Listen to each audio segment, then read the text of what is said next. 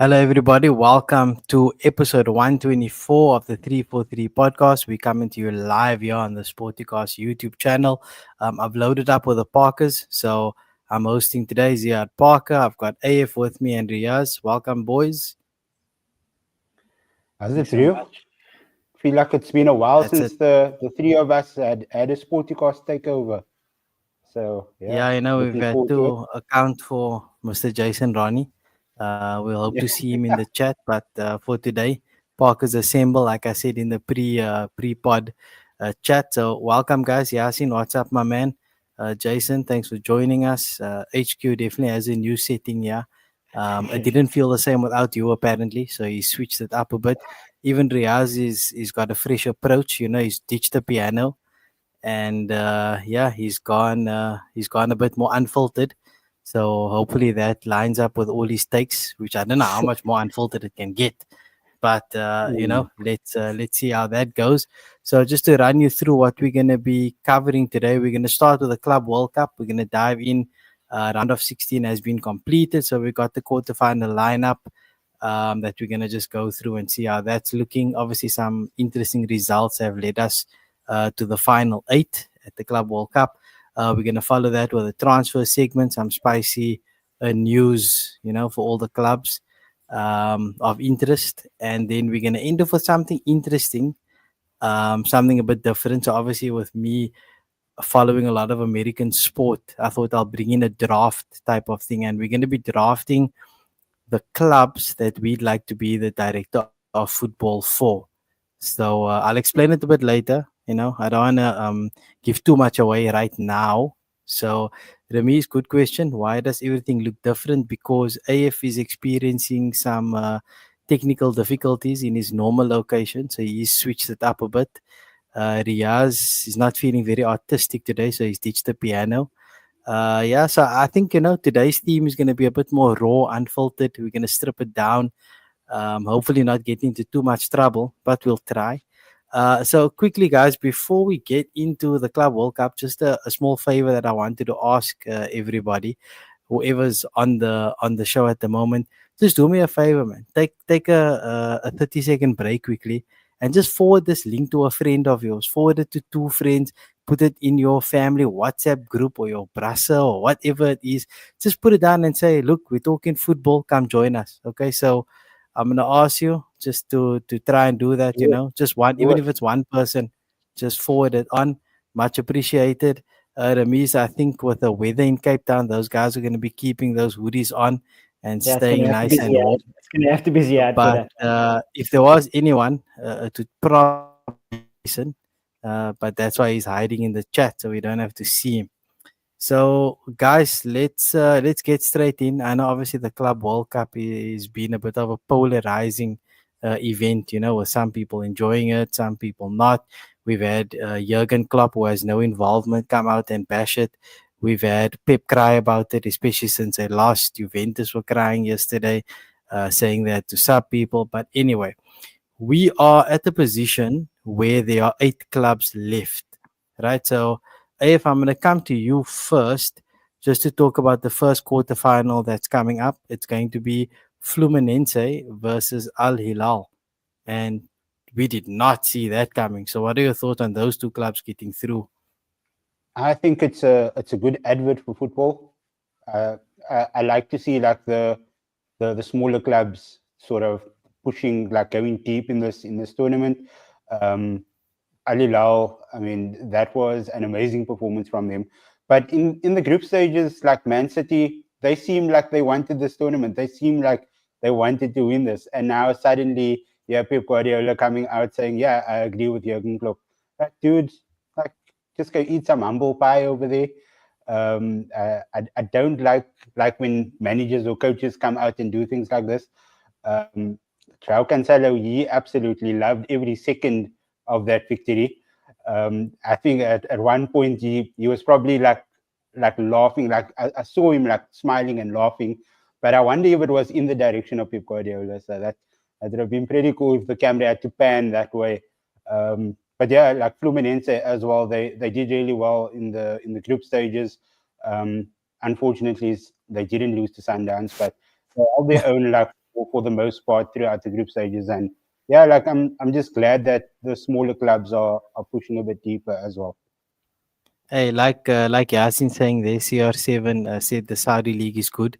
It's top five. Yeah, Don't know if he's right or wrong. We'll see how far they go, but they do have some good players. And Fluminense, I think they're on the back of what Thiago Silva is doing with that team. You know, he's this the yeah, spine, 40-year-old central defender, but leading from the front.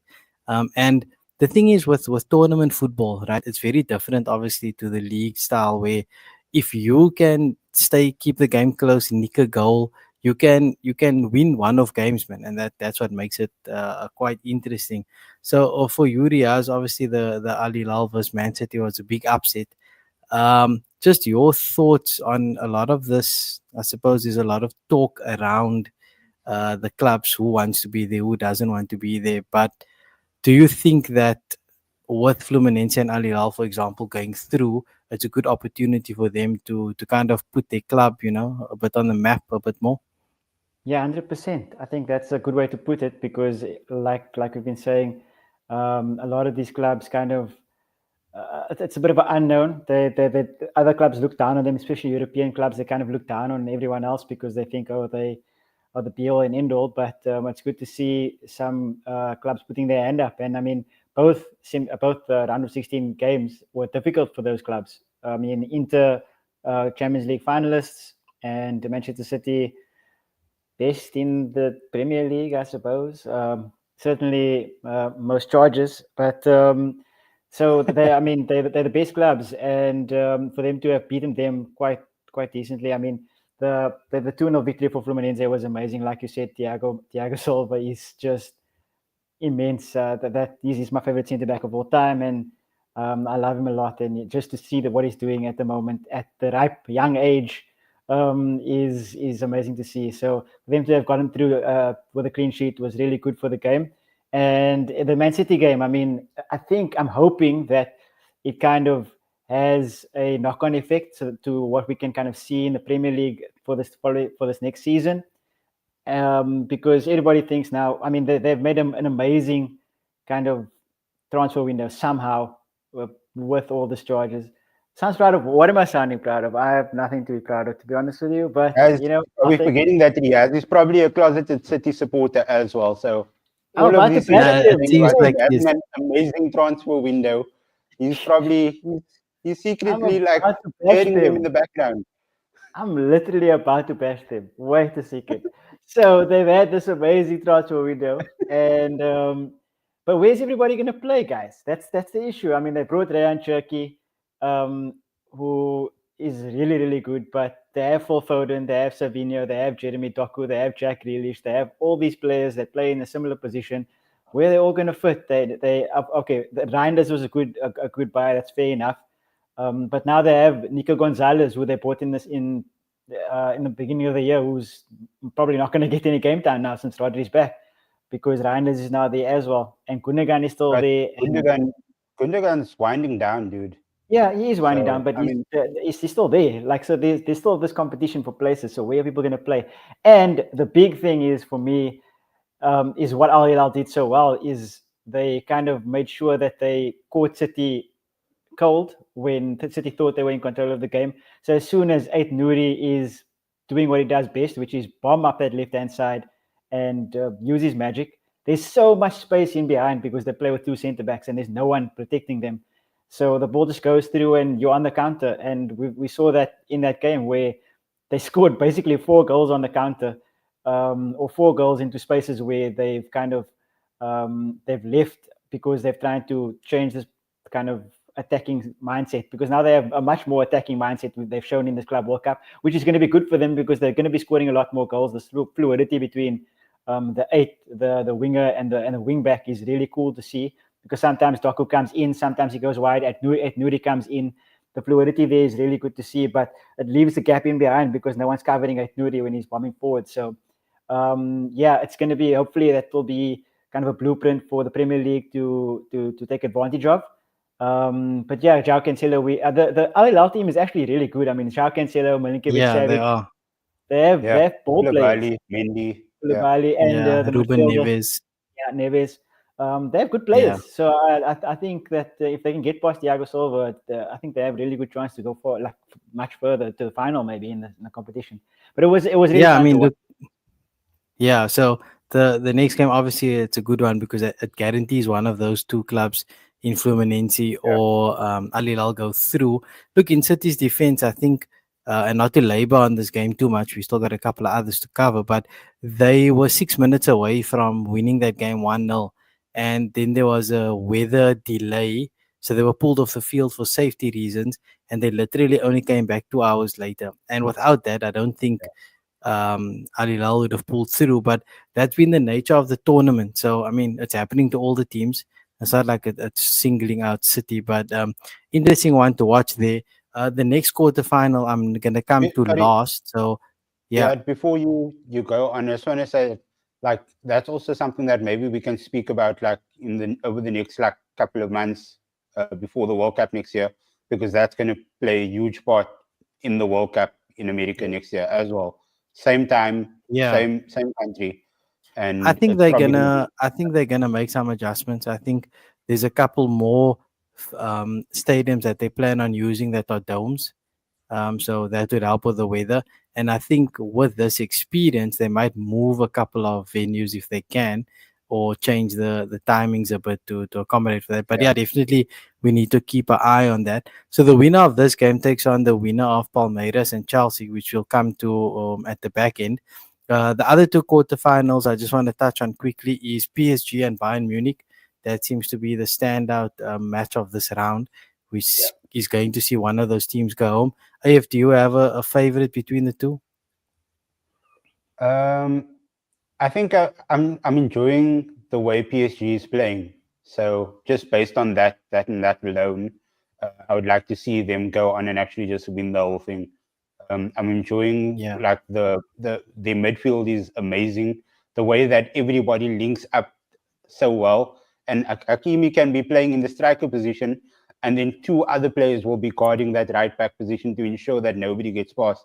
So there's so yeah, they are so in sync, and there's so many things going right within that team. And Luis Enrique has done a phenomenal job over there. yeah. Yeah, definitely. I'm also leaning PSG, Riyaz. I'm assuming that you are going to go with Bayern Munich because, you like to zag when we zig. Yeah, that's He's a exactly Harry well, Kane that's guy. well put. I Harry wasn't Kane going to go guy. Harry Kane way. I'm not an Harry Kane guy. That's why Ziyaad put it so nicely that I like to zag when you guys zig, and that's exactly it. I will zag, even though I will say I agree with everything AF has said. Like PSG have been a wonderful watch throughout the whole season. They've been really, really good team, and they've been the best team in Europe, and they are carrying it into this Club World Cup, and they'll probably end up winning it. But just for the zag purposes, I'll go Bayern Munich. Yeah, Do you and think then the that last match. Yeah, go on, AF. like the match against Inter Miami, do you think that, I mean, it was just before halftime where they went up 4-0 and Luis Enrique got to the changing room. He was like, okay, stop embarrassing my friends. Like, push the brakes. I'm going to make 3 subs now. I'm going to spoil Yeah, all you guys' definitely. momentum. Yeah. And then, like, literally, it was a training session in the second half. Like, Yeah, they looked like definitely. they I were mean, just like passing what the ball what up was and that down. World Cup game? Was it Germany and Brazil? Where Germany Yeah. scored like 8 goals or something, right? Yeah, Yeah. And there was a lot of pushback afterwards where they were saying that once they got like five or whatever, they should have slowed down and not Yeah. embarrass the team. But yeah, I don't buy into that, man. Go score. There's a lot of that unwritten rules, and I feel like they could have easily put 7, 8 past Miami. Easily. But like you're Yeah. saying, to avoid embarrassment, everyone just slacked off and they let it go. Yeah. So the last quarterfinal, it was supposed to be the clash of the Bellinghams, but Job decided that he didn't want to finish second, so he rather took the yellow card and got suspended. So we are not going to see Jude versus Job, but we are going to see Madrid against Dortmund. And funny enough, the two teams seem to be placed similarly in terms of their prowess in front of goal. Madrid have been riding on the form of Gonzalo Garcia. I don't know where he's come out of, probably the academy or something, but he's been phenomenal. Yeah. He's had a goal contribution in every game. Dortmund, on the other hand, have had almost no opportunities on goal other than the 2 goals they scored from their striker. His name escapes me at the moment, but Gonzalo Garcia, quite an interesting player. Riyaz, do you know anything about him, or is this the first time you're seeing him as well? First time seeing him. I mean, you can't be denied. He's keeping Rodrigo on the bench as well, so that takes something to do that. But I guess Alonso sees something in him and is going to build him up. And I hate to say that it might make them better for it, especially if Rodrigo leaves. Yeah, he seems to be someone who's a bit more natural through the center, and that's something that they've been crying out for because Yeah. Mbappe, obviously, Vinny, Rodrigo, these guys prefer to cut in. The interesting part is a lot of the talk is around Gonzalo Garcia being the type of player who wasn't supposed to be getting this game time, but because Mbappe was ill, he suddenly finds himself playing quite a bit, and he might play himself into the reckoning. AF, for you, is it going to be an easy win for Madrid? Do you see them progressing? Look, Dortmund are one of those teams that, like, they can look like below par for the most part of a tournament, or like for the most part of a month, and then they come up and they just come up clutch in a game that they need to perform in. So even though like the performances thus far in the Club World Cup haven't really like filled any of them or any of the fans with any optimism, I think that they have a chance here, because this Madrid team still hasn't really found their footing under Xabi Alonso. It's been Yeah. like 1-0, 2-0 wins, and like some of them are still like trying to like find chemistry with each other. I must say that Trent Alexander-Arnold actually looks good at the Does he? moment. Does he though? He like it's a very low bar at the moment, because you can't really like judge it on a tournament like this. But I think the this game against Dortmund, like the one against Juventus, like he didn't look too bad. This one against Dortmund will be another test for him, especially if he's going up. I think it might, if Jamie Kittens is still there. I don't know if Yeah. his transfer to Hmm. Chelsea happened yet, Let's, but that would we'll be a get good there test. now. Yeah. Yeah, I don't know. I mean, let's see. Like Ramiz is saying, it's his preseason for teams like Madrid. So let's see how it unfolds. I'm assuming all three of us are saying Madrid's going to go through from that side or from I'll that. zag No, again. Riaz, you're saying Dortmund. Yeah, I'll zag again because I hate Trent Alexander-Arnold and I hate Real Madrid. So I'll zag and go with Dortmund. Okay, I'm so actually going with Riyaz here. I think I'm going Dortmund okay, as well. nice, nice. Yeah. So on that side of the draw, essentially the winner of Dortmund and Real Madrid take on the winner of PSG and Bayern Munich. So they're on one side of the bracket. Guys in the chat, ladies, if anyone is there, let us know who you think is gonna go through all the way to the final. Who do you think is gonna win the Club World Cup? Give us some predictions there to come to. The last match is Palmeiras and Chelsea, and I want to get that in because it's going to help us transition into the transfer segment quite well. Palmeiras, obviously, the underdogs coming up against Chelsea, who seem to be doing fairly well, obviously, with their large squad. And there's some good news coming out of the Chelsea camp with regards to João Pedro. So he's been signed officially today, which means he's eligible to join up with Chelsea in America and play in the quarterfinal. So, Riaz, you're nodding there quite a bit. Do you think João Pedro is going to actually play a role in it for Chelsea, maybe off the bench or something like that? Or is Yeah, it too early? I suspect off the bench. I think they'll want, especially if they're comfortable in the lead. I think that Maresca will want kind of to embed him into the system, just like they've done with the lap. Although I think the lap will have kind of, or he has had more of a kind of role in the team, because we all know Nicholas Jackson is hot and cold. But I think Pedro is a great player. I just don't understand how these teams like Manchester City and Chelsea are able to kind of just bring in wingers after winger and striker after, oh, I'm not a striker, maybe like a forward after forward, I should say. But I definitely he's a great player. I think he's really, really good. And I think he's going to definitely bolster them to be even better this season, especially with, I think the lap is going to be amazing as well. We've seen the kind of effect that he's had on the Chelsea team so far in this Club World Cup, Liam Delap. So, yeah, it's going to be, we will definitely see João Pedro. Maybe not, if they, of course, they go through to the semifinals, we'll definitely see, I think, him off the bench, but maybe not in the next game. Yeah, I think his role will increase as the deeper they go.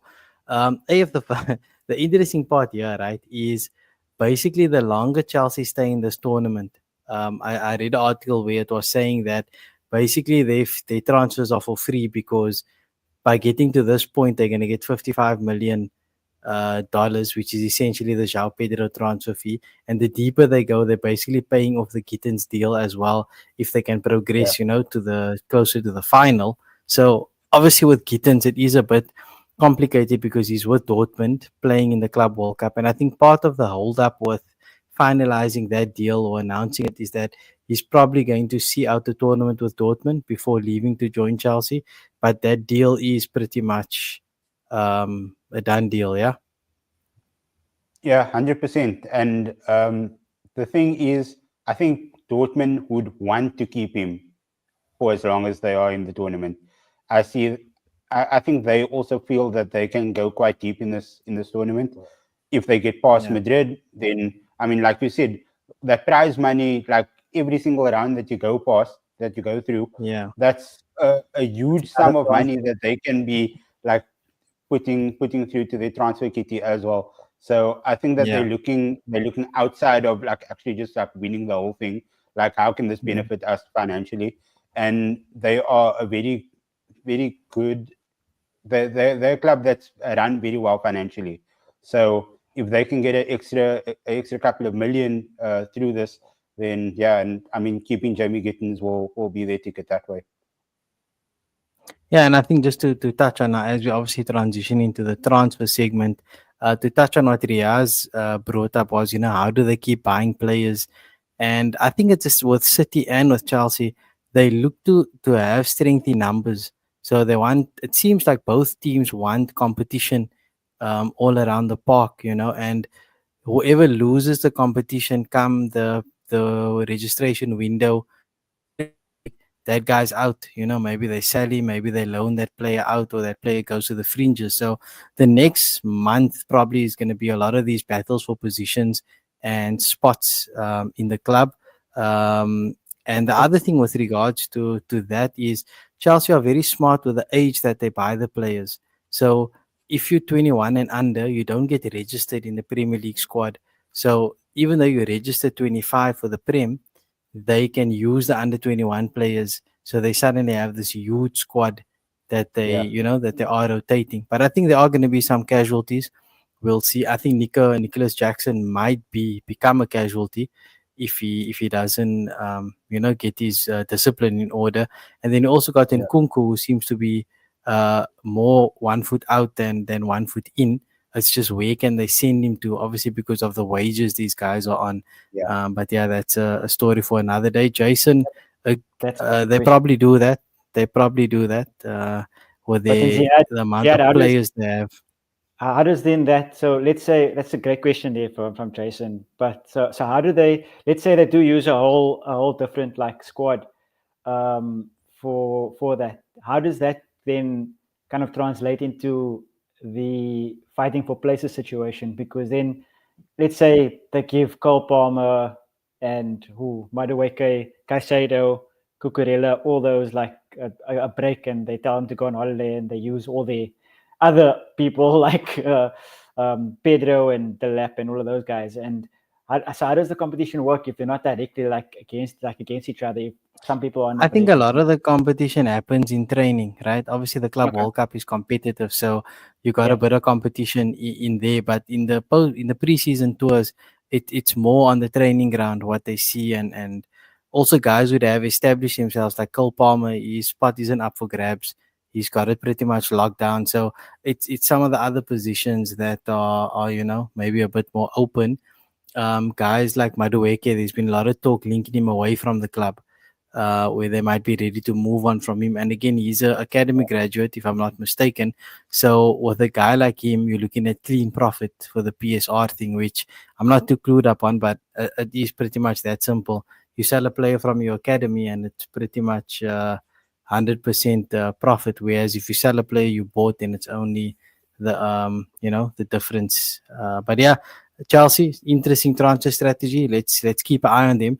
Just to move on to a couple of other interesting deals that have come across my timeline. So one of it, where I'm to go to AF for this one, is Liverpool interest in Mark Geehee, or Geehee, however you say his name, the England centre back, he was flirting with Newcastle last year quite a bit, and I think he was pretty much almost at St James's Park, and then there was a bit of a U-turn because Palace decided to sell the other centre back, Joachim Andersen, and Gay stayed, which obviously worked out because he won that FA Cup.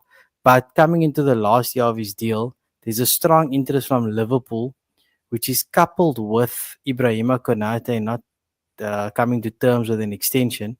He wants Virgil money, but I don't think he's on the field as much. He's got some injury issues.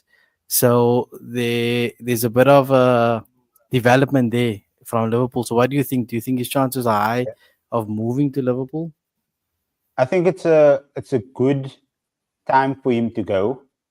In terms of Liverpool basically putting their foot down with Konate, saying that this is the contract that we're going to give you. We're not really going to budge on that. If you want to go, you can go. They've already, I think that deal's gone through Sol Quansah to Bayer Leverkusen for I think about 40 mil. So that's some good money that they've made there. So if they are letting two of the sort of first team centre backs go out, then they would want somebody with Premier League proven quality to come in and assist Virgil at the back. So yeah, I think it would be a good move for both parties. I can't imagine Crystal Palace, even though it's his final year of his contract, I can't imagine Crystal Palace allowing him to go for anything less than 50 mil, for example.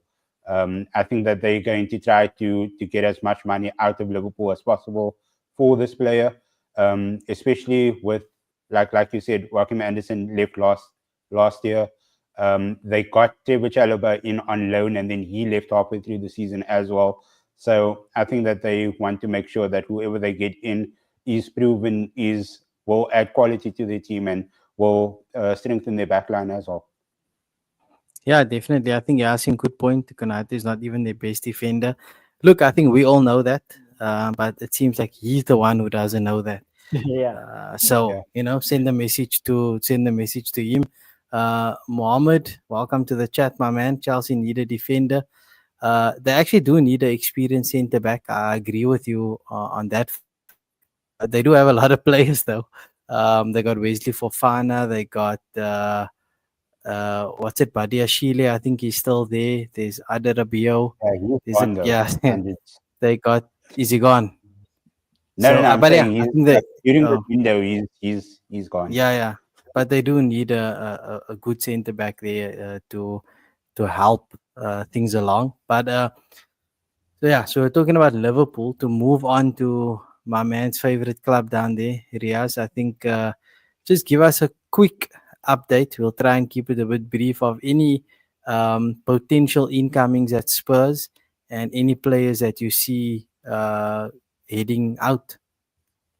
I'm not sure. I'll try and keep it as brief as I can because I just need let me help you. Let's go outgoings first. There's some talk obviously about Son possibly leaving. He's in his early 30s. There's interest from Saudi apparently, and another player who I think they can't afford to lose is Christian Romero. Also, there's talk about him leaving. So, what are your thoughts on those two players? Both of them will probably end up leaving before the window shuts. Sonny will definitely leave, I think, after the tour that we're going to take. I think we're taking a tour in Asia or something like that. But I think once that's done, I think Sonny will leave, and I think he'll want to leave because he'll want to give the club some money in return for that, unlike other people. And Romero is kind of. Sorry, I tried to keep a straight face there. Romero is kind of, exactly. Son is on a farewell tour at the moment, 100%. Romero is an interesting one because he's our best player at the club, and we would obviously want to keep him. However, Mickey van der Ven. At the moment, Mickey van der Ven probably is one way to look at it. True. Yeah. And World Cup winner, right? Didn't he win the World Cup? He did, yeah. And he's one of the leadership. So both of our leaders are going. And that's my biggest concern is that it's too experienced players as part of a leadership group, and to lose both in the same window is a bit tough. And so we'll keep an eye on that. Any incomings you see? Obviously, Yasin mentioned Spurs targets are talking to Arsenal. I'm assuming he's referring to Eze. Any other targets that you want to bring up that you want to see your club go for? Anything that I'd say is probably never going to come through. But Eze, I would have liked Eze would have been my number one pick, honestly, over the person who we're currently talking to, which is Kudus. I think that the Kudus deal is moving on, so I think we'll probably make that signing. I just, like you said, with the leadership group going, I think bringing in kind of someone of decent, notable leadership quality stature is super important to kind of lead the squad forward, especially with James the new Madison is there, man. I think he's ready. Yeah, but we don't have the Ange pool anymore. The Ange pool is, I mean, if we still had Ange, we would have gotten Eze You have over the the Frank pool line. now. You have the Frank pool. There's Nux Frank pool. There's nothing. Everybody goes to talk to other people. But and we brought in as well a centre back from the Asian centre back Takai. He's going to be the understudy. So if Romero leaves for hopefully nothing less than 70 million, then hopefully we can either reinvest or we'll have to start Kevin Danso and Mickey van der Ven, which is going to be great. But yeah, hopefully bringing in some leadership quality as a number 6 will probably be the best thing for us. I think. Okay, let's watch that. Yeah, okay. Thinking like post-season, like Kevin Danso, you came in at January, right? In January, you came into Spurs. So he's had like about half a year now to try and adapt to the Premier League. I think you can still be looking at him as a sort of new-ish signing now, especially now with the new manager. He's probably going to look for his own sort of combination in the team. So yeah, I don't think you should like. Or I've seen some Spurs fans on Blue Sky saying that like Kevin Danso has to be one of the players to kick out of the club now with this new team moving forward. But I mean, the guy's been there for 6 months. He adapted. He had time to adapt to the Premier League. So now we can start off on. And he's done decently. It's not like he's been doing badly. Yeah. So yeah, I'd back him. He will start with Mickey, I think, if Ramiro leaves. Okay, so Ramesh, to come to your question, how much is Son worth? According to Transfer Market, he's worth 20 million euros. So not that much. But I think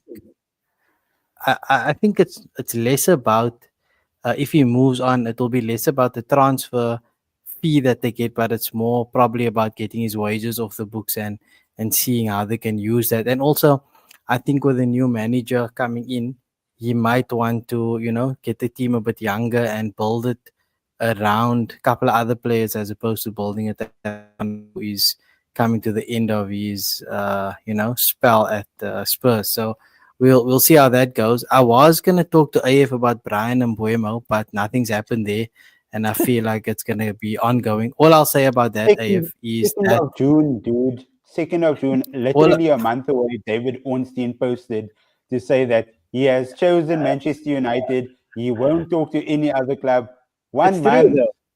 It's true, though. But this is my point with all these transfers, right? I don't understand what players are thinking. Because they can choose whoever they want to, but clubs have to agree terms. So what's the point that you go put out, I chose Man United? Okay, good for you. But if United can buy Cunha for 62, right? Who did half of what Mbuemo did last season? Yeah. Then why would Brentford sell Mbuemo for less than Cunha? It doesn't make sense to them. So the market is dictating that you want Mbuemo, you gotta start talking about 70, and that's a hefty price.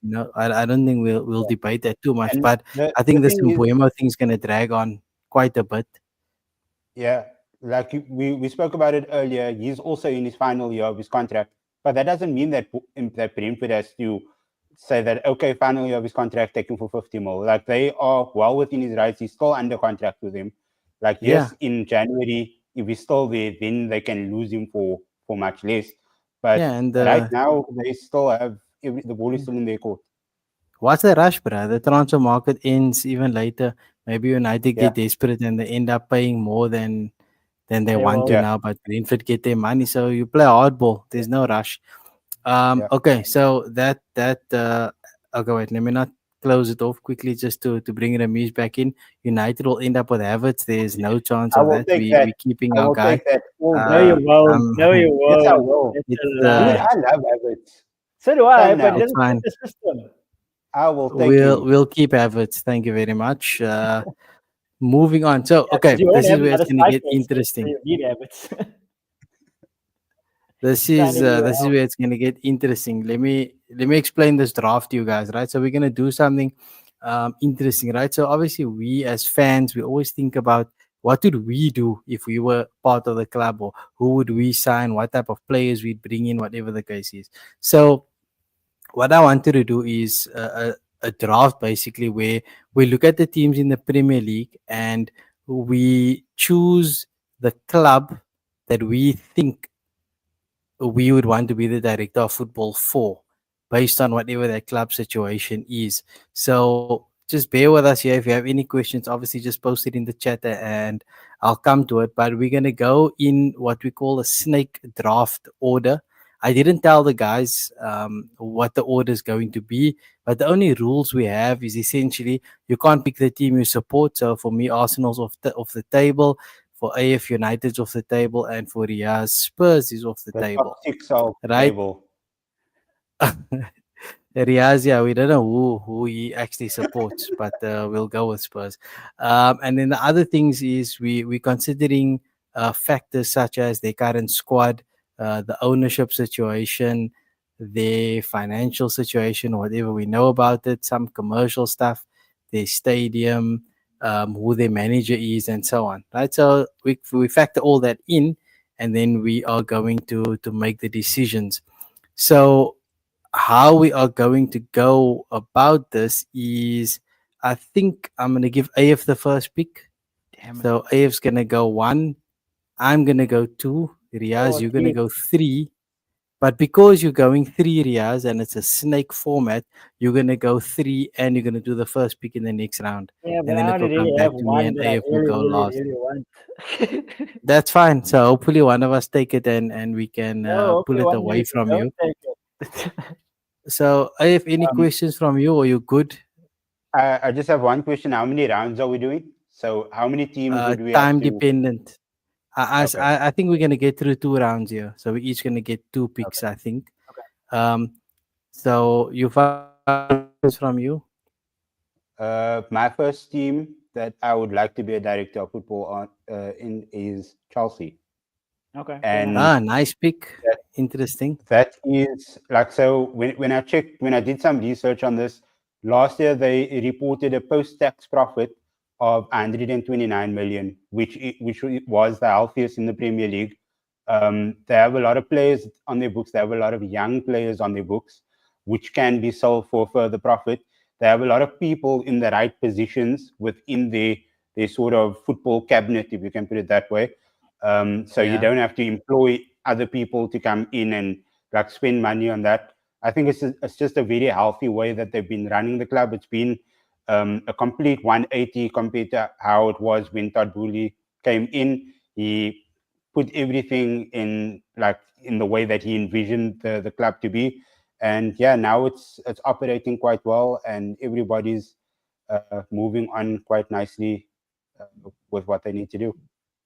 I So like that. financially, like you're saying, Chelsea's in a good position. Obviously, they've got Which the is odd. stadium deal that they're working on, right? So they're Yeah. trying to expand that. Commercially, though, no sponsor on the shirt, something that they can work out. But Riaz, do you agree with AF there? You see what he sees, or do you see something different with Chelsea? No, no, I actually fully agree with him. They were my second choice. I think that they're an amazing club to go in and direct the football, because, like, for every reason that he said, they are the most wealthiest club somehow in PSR terms, which makes no sense to me, Yeah. because of all that profit and the stuff that they brought in without a sponsor even. And yeah, they have a lot of good players in their books. The only issue that I saw when kind of researching this was the issue was that kind of I'd have to deal with both Bowley and Mariska, which I don't really enjoy. Is possibly that's exactly my issue. I don't really want to deal with the owners nor the manager. So that's the only issue that I saw. That's why I didn't really want to pick them first. Other than that, I think. But I think there, with your concern, the way that they run the club, it's very American in terms of the way it's run. So you deal with those guys, you deal with the manager, but essentially, as a director of football in Chelsea Football Club, you're just telling the manager, here's your players and figure it out. And with the ownership, it's like, look, these are the players we want to buy. Approve or don't approve, and this is why we want to buy them and done. Yeah, So that's I why reckon I don't it's a good place to start. I don't want to be that hands off. I want to Yeah. be more hands off. Fair enough. Chelsea wasn't on my list, so I'm not too concerned that AF went with them. Like you said, it was your second pick, Riyaz, so you're going to be scrambling a bit later. Anything Yeah. else to add on Chelsea in the chat? If anyone wants to add anything, feel free. If anyone else also agrees with AF and thinks Chelsea would be a good option to be part of, let us know. It's me now. I got a couple of options, and Don't take mine. I don't know which one I want to take off the board. Don't take mine. Because Liverpool is the low hanging fruit. I think Liverpool is the easy one. But I think I'm gonna pass on Liverpool, and I'm gonna go with Leeds United. Okay. So the reason why, again, I suppose it's a personality thing, right? Like Yeah, it is. with Leeds, what I like about Leeds is they have a very interesting ownership group. So you got the San Francisco 49ers. They own the majority of Leeds United currently. Red Bull is involved there, so you might have a good feeder system. You know, you can have some deals with Salzburg and Leipzig and so on, possibly. And I think with Leeds, the thing that interests me the most is they come back up into the Premier League, and they're like one of those clubs that we grew up. You know, the Barclays.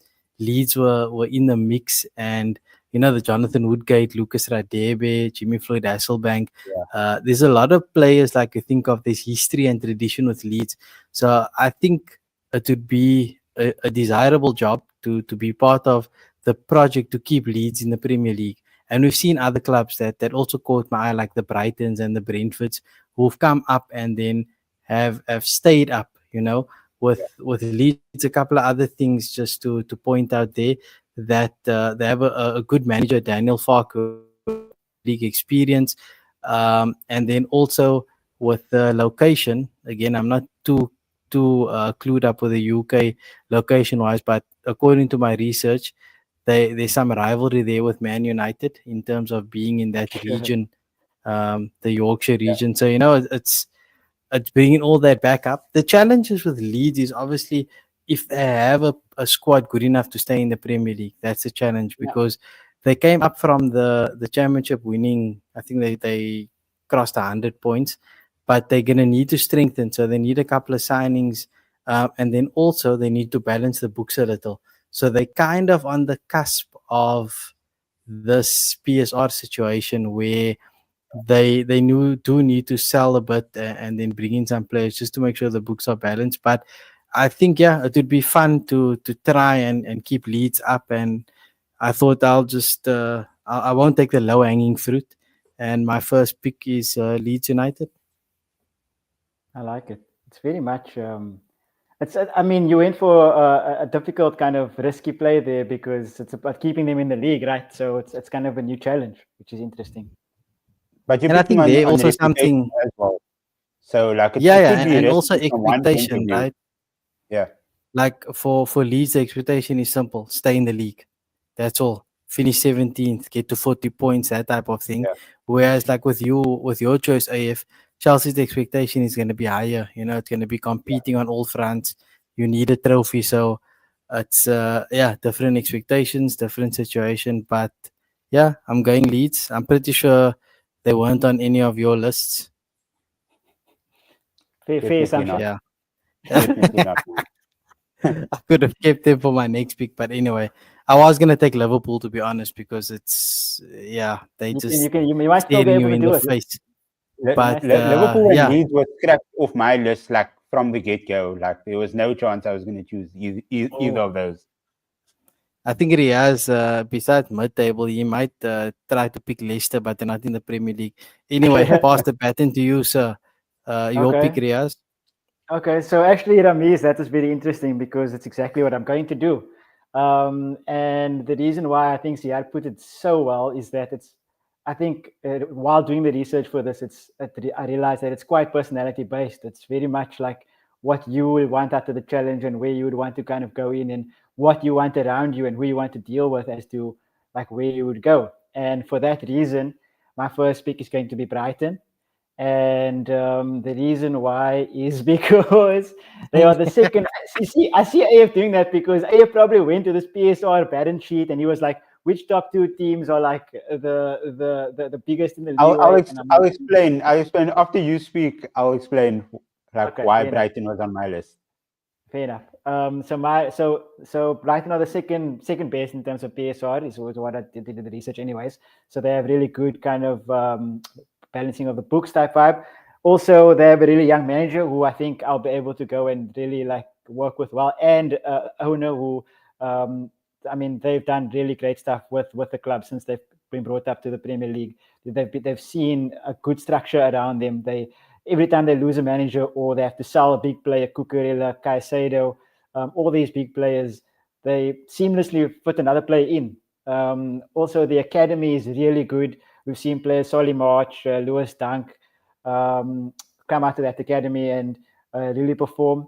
So, yeah, I think going in there and not really having the expectation of winning a cup or getting top four, and not having a real kind of risk of being relegated, but just doing the best that we can and improving the club for the position that we've done previously, I think would be really interesting.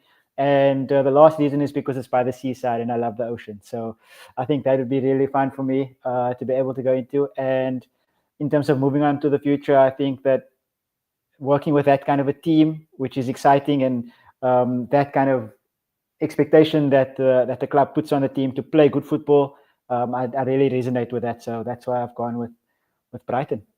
You look that Brighton, the sea there. I don't know if that's the type of sea that you're talking True. about and interested in. That's true. But we'll leave it at that. Brighton was on my list as well, and I think the things that made them attractive was they locally owned. So I think they're one of the few clubs who still have English ownership. They've got Paul Barber in the mix there. I think he was the guy involved at Swansea at one point. And what I like about them is, like you said, Riaz, they sell and they sell well, but they Yeah. replace well. So Yeah. when guys leave, Trossard left, Matoma's in, and as people leave, they just have the replacement lined up, and it's a player who isn't costing much, but they scout well. They got a good network, and they play an attractive brand of football. It's encouraged. Commercially, they also have a good deal with American Express. They have one of the top stadium naming rights deals in the league. I think they top five, if I'm not mistaken, with Amex, and then obviously the shirt sponsorship as well. So yeah, a real it's run well, and I like the locally owned part. And if anything that we missed out that you liked about Brighton.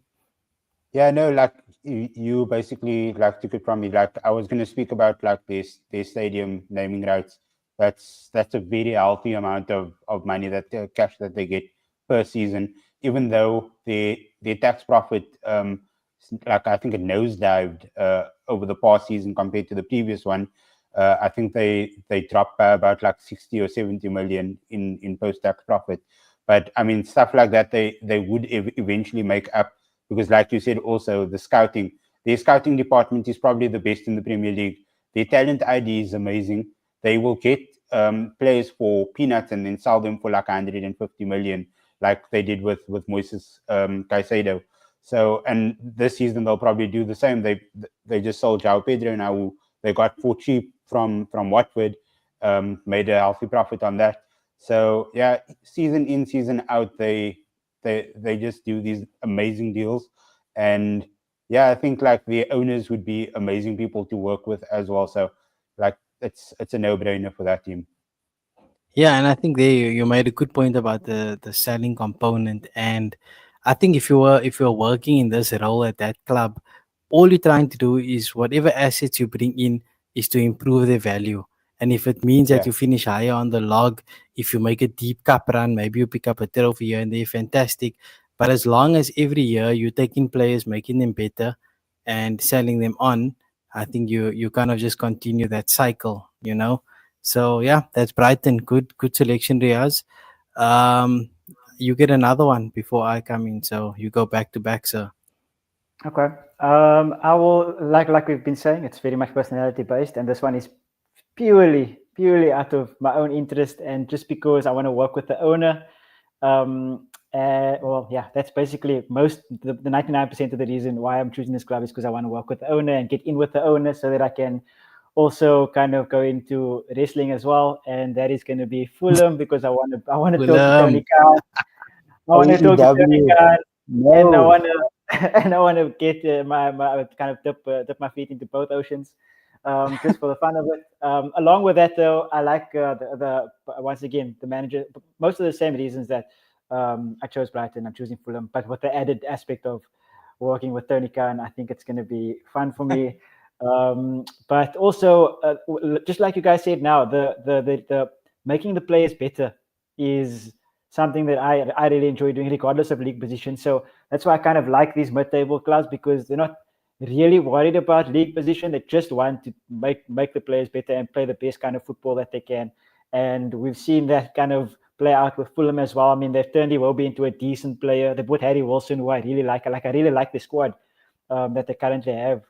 I know AF is a major Anthony Robinson fan, and they've replaced one of the best CDMs in Jaupalinha with someone who I think is severely underrated, who is Sander Berger, who I love as well. So in terms of the team, I love the team, the way they play, and mostly the reason why is because I want to. And it's also in London, and why not? Yes, I mean, yeah. London is an amazing attraction for all the players, so why shouldn't it be for me as well? They'll probably pay me a Yeah. handsome fee, so let's go there to Fulham. I think I'll give AF the floor before I jump in. Anything you want to add for Fulham? No, I think Riyaz covered all of that already. They're also a very good selling club. So the financial aspect from that point of view is also like quite good. But yeah, I think Riyaz covered most of the points that I was thinking The about. Fulham were also on my list, but further down, and the ownership thing was interesting because the owner of Fulham owns the Jacksonville Jaguars, which you'll see is Yeah. actually a very common trend. All the NFL teams basically own a Premier League team. It's ridiculous, if we have to look into it at some point. But they own the Jacksonville Jaguars, who don't really do too well. But I hate AF, I the think I'm going to push back. Yeah, the Jags suck. But they're actually doing some interesting stuff. They hired a GM who's 32 or 33 years old. So, probably fits into Fulham trying to hire someone like you. But There you go. I'm gonna the push back on that thing, where they sell well. I think they used to sell well, but in recent times they've kind of changed their philosophy a bit. And if you look at it, they seem to be buying players who have Premier League pedigree, but haven't really broke into the first teams wherever they were. So you're looking at players like Riyaz mentioned, Iwobi, we talked Yeah, Will Smith Rowe, Bern Leno obviously was surplus to requirements. I think they might actually be a big player for a player like Harvey Elliott. I'll be Trying late to get a actually player like the that academy. and the give him the give thing him is, a chance to shine. yeah, like about things like that. Like I saw Liverpool want something ridiculous, like 50 million for RB Yeah. Elliott. So like I think Fulham knows what their ceiling is with like getting these like young and Purchase. talented players in. So I think that they know who they want, like the Smith Rowes, the Iwobis, that they know they can get for like about 25 million or lower, Yeah. and work with those players. Marco Silva knows what he wants from them. It's just about trying to like find that longevity in the season as well, because they'll play amazingly well for like the first 6 months or so, and then around about February, March, that's when they fall down the wayside again, and Yeah. it's happened like season in, season out. So I think from a But football that's director point of view, try to like instill that like Yeah. mentality of like push a bit harder, push a bit like longer in the season as well, to try and extend, and you'll be able to reap some fruits at the end of it. But that's kind of what pushed Fulham down the list for me a little bit, is that they have a small squad, so they are Yeah, overly reliant on the players that they have, and they don't seem to have the capacity to have a big squad, because financially they're in a bit of a problem. Because, like I said, Yeah, in recent years they haven't sold well, they've spent more, and the owner is putting his own money in. So in order to balance the books, they're gonna need to finish higher up the table before they can do any of the things that you guys are talking about. So that does make them a bit less desirable as a working opportunity, because there's that pressure to finish high up on the log with what they have already. Like, I don't think they yeah, have 50 mil to go spend on Elliot. They're gonna have to work around the margins a bit more. So yeah. yeah, Craven Cottage, nice place, but a bit more challenging than we'd like to think. So No, yeah, it's okay. Riaz, I just that's feel your it. two If picks. they fire me, I go to AEW. It's all good.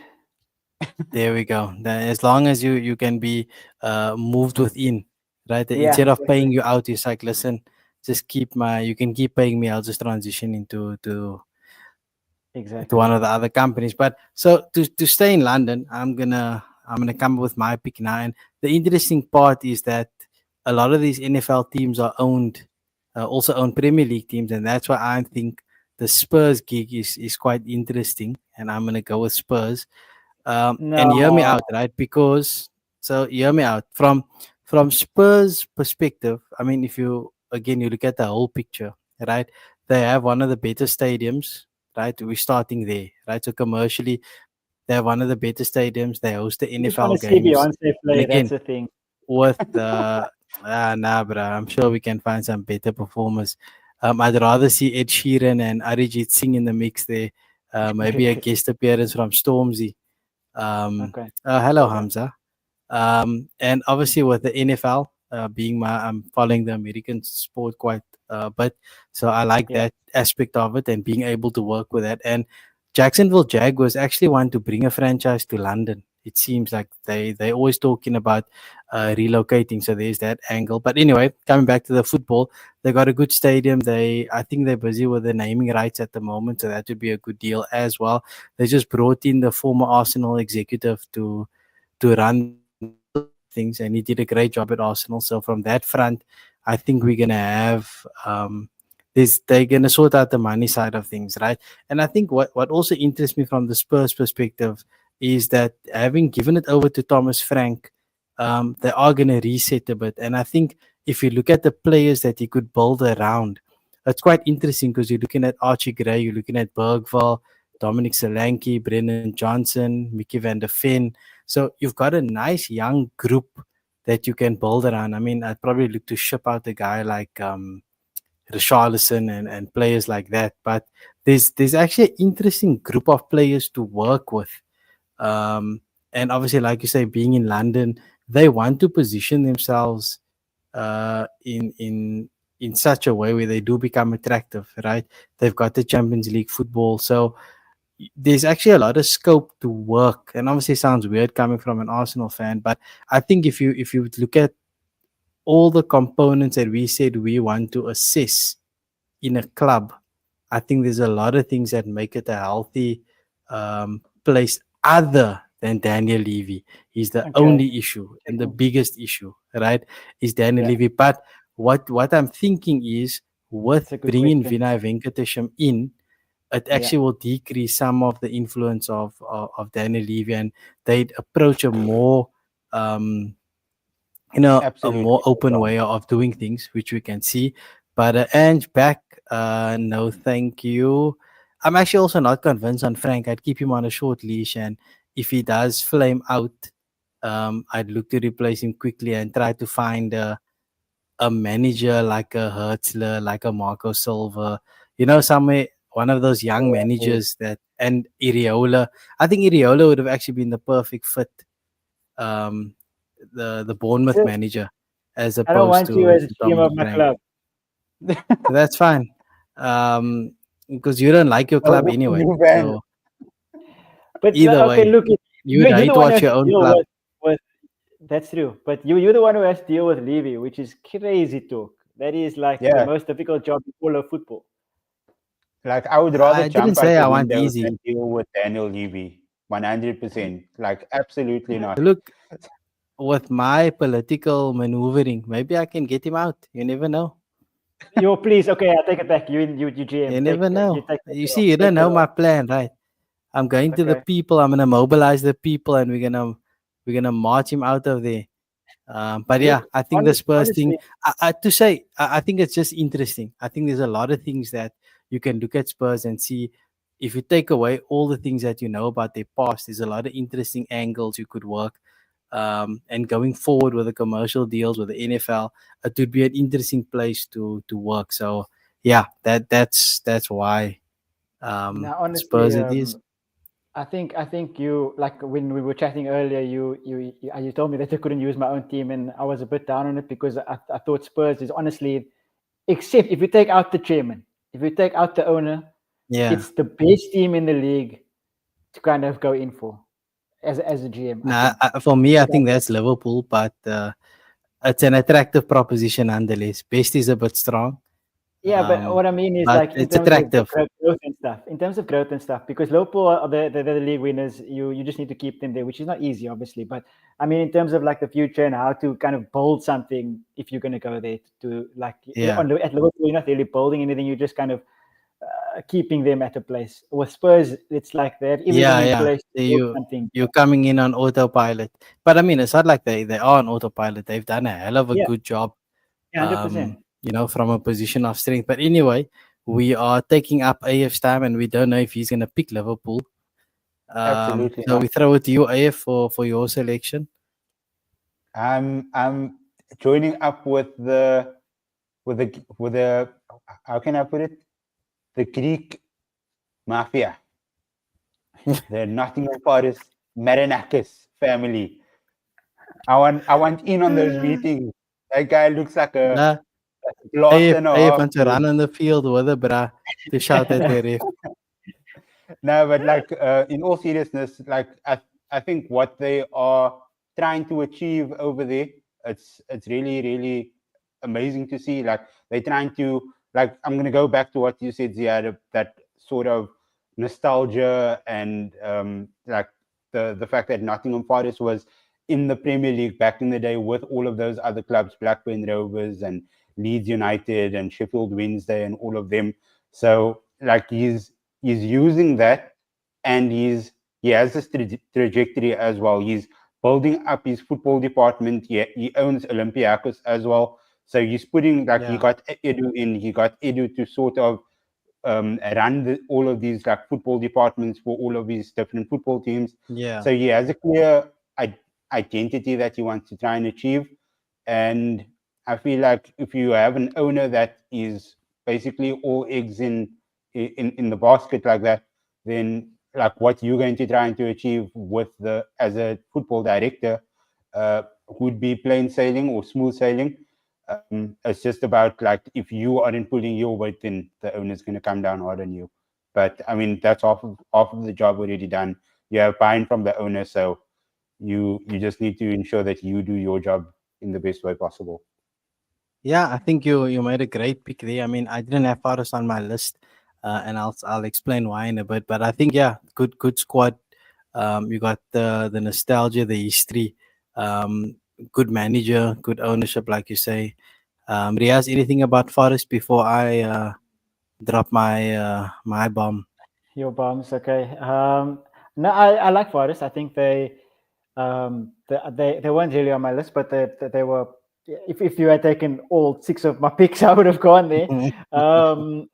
Because yeah, I agree with AF. I mean, just the way that they've been structured, and ever since they've kept themselves now up, I think they've done really well last season, I suppose. And the squad is good, even if the football they play is boring. The squad is decent. So yeah, if they can improve on I guess the spending of the money on the right people, I think it would be fine. But Yeah. other than that, yeah, Forest is a decent pick. See, for me, Yeah. what took Forest off my list was the Greek ownership. I was reading this morning that there are no more Cape Town teams really in the PSL, right? And there's no Hellenic, there's no Cape Town, there's no Ajax Cape Town, there's no no teams in Cape Town. And what do they all have in common, guys? It's the Greek owners. They own Vasco, they own Hellenic, they own all these clubs. So Greek owners, stay away. steer clear. Yeah, you'd That's rather want why I Levy. gave Forrest to skip. Yeah, no, Levy's legit, bro. He got the NFL there. He's got a stadium that we can work. It's just if he can control meddling with the football side of things. Yeah, that's So what you'd yeah, want. that's why I left Forrest out. Any honorable mention for you, AF? Just a I quick one. think I think Bournemouth would have been another team on my list. That Okay. their fan base is amazing. I think they are one of the most well supported teams in the UK. Yeah. And I think similarly to Brighton, if they lose some players, they always replace them well. And they also like sell well. They just sold Milos Kerkez. Now Yeah. they bought him for peanuts as well. They made some good money on him. So yeah, like I think Bournemouth would be a really good team to run. Which American owner do they have? I know they are partially, or I don't know if it's Don't they have partially a or fully. consortium or something? Yeah, there's a consortium, and I don't know who Yeah, all the big money guys are, but the face of it is Michael B. Jordan, who owns like yeah. 1%, but it's not it's not. I can't remember who exactly it was now, and I did the research, but I left them off. But yeah, if I think you just want the vitality points, man, or the rewards or whatever No, to do it. link with Bournemouth. Anything, so that I don't have to go to gym like 6 times a week. So yeah, I I'm, want to go I'm to all gym open. 6 times a week. Yeah, Bournemouth, so Bournemouth is a good one. Riyaz, any honorable mentions for you? obviously Liverpool is the one that you Yeah, want. Liverpool, I think is the like it's the easy one. It's the easy one currently. Yeah, 100%. But other than that, Um, I like yeah. my two picks, and Chelsea was my other one as well. Didn't expect you Okay. to go with Leeds, but your reasoning, Yeah. like you said, it's personality based, so your reasoning is spot on there. Yeah. That's a So good I'm gonna question, come to Daniel. the Mises. I'm gonna come to it now. Yeah, I've got it bookmarked there. Don't worry, sir. Um, I just wanted to. Oh yeah, my honorable mentions. I think I gave Newcastle a thing because obviously It's with not a bad shot. they got the money from the ownership. Eddie Howe is a fantastic manager. They got Alexander Isak. They got some good players in place already, but I think that their ambition might not match what they're gonna be able to achieve. So that Yeah, kind of turned me off a little bit because there's strong competition from other clubs, and I think they might fall short. But again, especially fantastic opportunity, yeah, especially. especially now if they sell Isak to Liverpool, say for example, Yeah, like how are you going to be taken seriously if you're selling your best player to strengthen one of your rivals? Like because obviously Newcastle is going to want to challenge for the Premier League, so you're selling your yeah. your biggest asset to one of the biggest rivals for the Premier League They're not crown. going to. I No, but don't I'm think just they saying, will. like There's the no. rumblings are there, the discussions are there, but yeah, like they need to be taken more seriously. Yeah. The nice thing about Newcastle, obviously St James's Park, Yeah, they're the big club in Newcastle. They got the rivalry with Sunderland, so they all those things that make it an interesting proposition. And then another club that I had on my list was Wolves.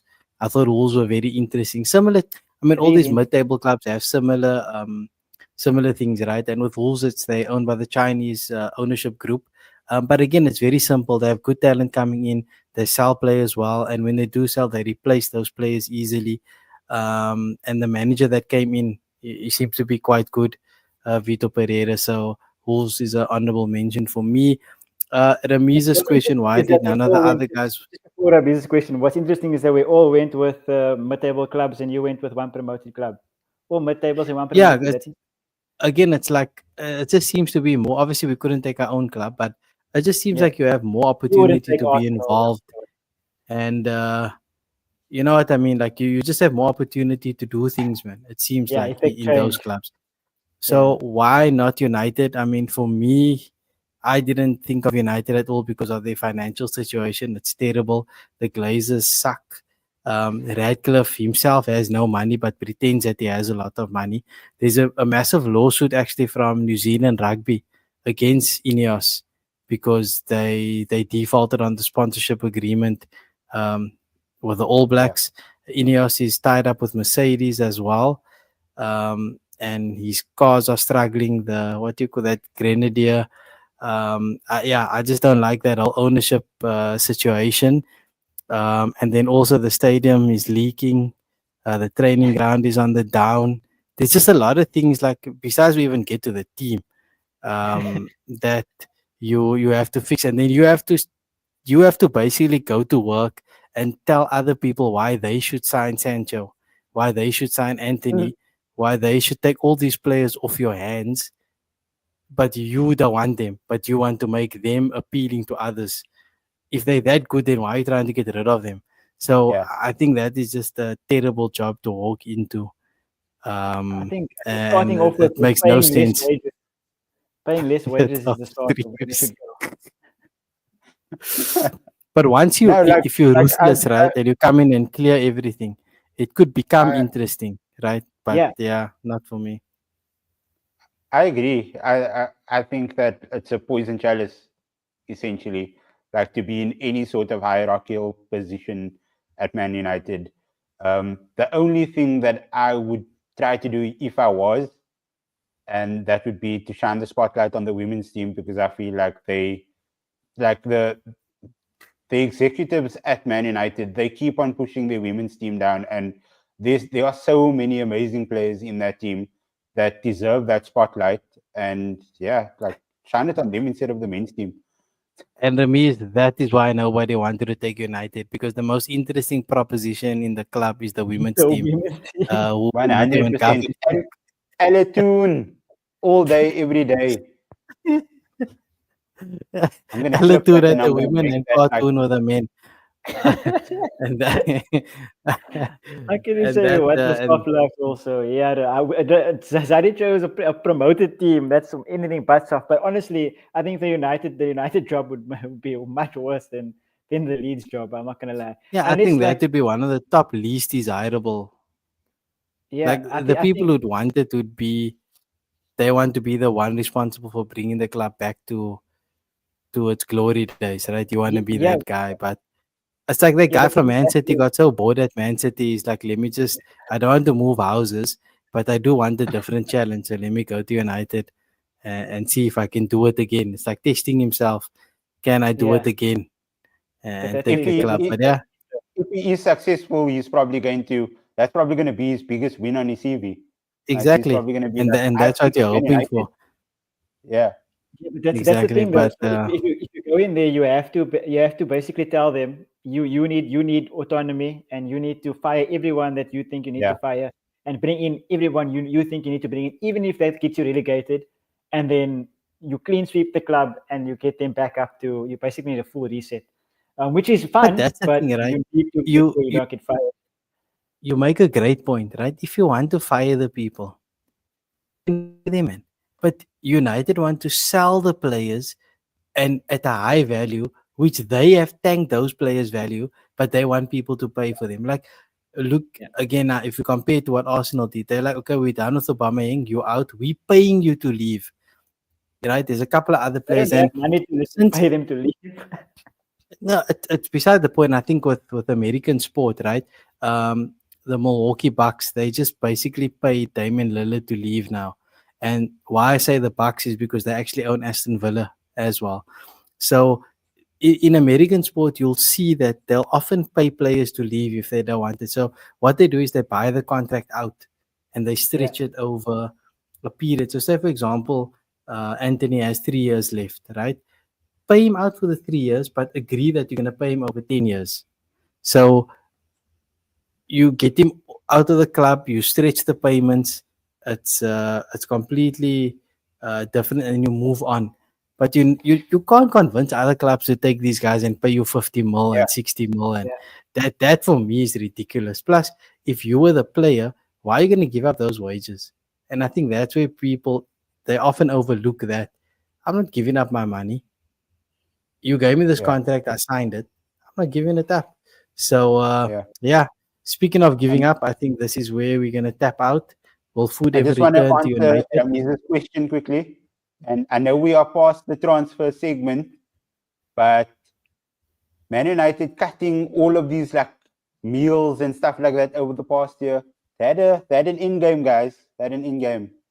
They managed to buy the head chef of performance nutrition from Brighton, Will Carvalho.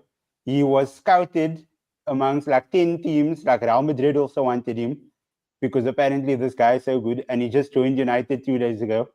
So, yeah, playing the long game, guys. Food nutrition, transfer Food window. I nutrition. have, I have That no is words what's for these happening right guys, now. that's why they're Yeah. trying to sign a Buemo because they can save money on shampoo, I'm told. Um, What's on crazy on is that like I just did some math quickly, like some quick math, and apparently like if they want to do like what we said they need to do, which is pay off players' contracts, they basically owe Marcus Rashford over 50 million to pay him out of his contract, which is crazy. Yeah. yeah, they Offer did that. stupid So contract. I'm not going to fix Adbra's mess at United anyway. On that note, guys, as much as I love chatting to you guys, I think we've reached the end of our show. So I hope you guys had fun with the draft. Something a bit different, interesting. I wanted to throw out there. Um, and yeah, it was definitely lots of fun to chat about all the different clubs. And yeah, thanks to the guys in the chat. AF, quickly from your side, anything you want to plug? You almost gave me a spoiler for Iron Heart, but I managed to avoid it. Yeah, I'm not watching But that video no, yet. I would never spoil Iron Heart. Like, Oh. if you wanted to watch my video before the time, then that's on you. So, yeah. Exactly. That's why I said I almost. Yeah. But yeah, like I'm at AF Parker 642 on all social media platforms. That's Kiki AF on YouTube. If you want to delve further into the pop culture and all of those things, yeah, give me a sub and a like on my videos. Yeah, and make sure that you watch the stuff before you watch AS videos because otherwise he'll tell you what's happening in episode 3 and you're only starting episode 1 now. So just a heads up. Riaz, anything from your side? Yeah, just whoever, if you're watching the stream at the moment or if you're watching this live, just click that like button for us. It'll will be greatly appreciated. But yeah, you can follow me on Twitter, I suppose, at Parker_Riyaz.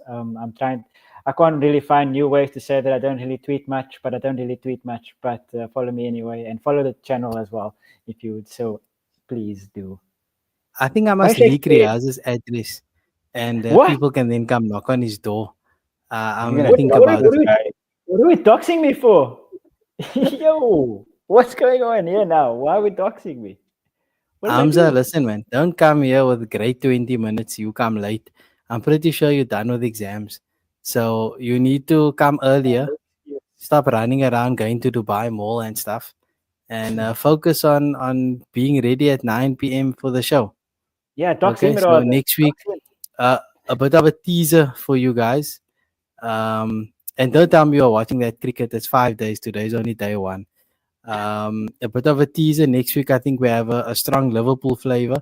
So if you are a Liverpool fan, it would be good to be in episode. Azzy, we missed you, my man. We didn't get our the champ is here exclamation in the chat. Jason, if you're still there, stop crying. I will watch Full Swing. I'm just balancing out with Iron Heart. And for me, yeah, again, a lot of interesting sport out there. NBA free agency has been epic. A lot of players moving around. A lot of interesting deals, trades. We had some great golf. South African golfer won a tournament. The youngest 20-year-old Aldrich Potgieter won the Rocket Classic over the weekend. 20-year-old guys. Yeah, fantastic. Some good golf coming up. It's just rolling on, man. The sport is coming in thick and fast. So follow Sportycast and engage with us online. We're on all the platforms, posting regular updates. Wimbledon, guys. Next week is big. A lot of top seeds have fallen already out of Wimbledon. Obviously, there's the heat, which is another factor. So something to watch. And yeah, that's a wrap, guys. It's been real. Thanks for your time. Thanks for joining. Thanks for sharing it with your friends and family. And we'll see you again next week. Bye bye.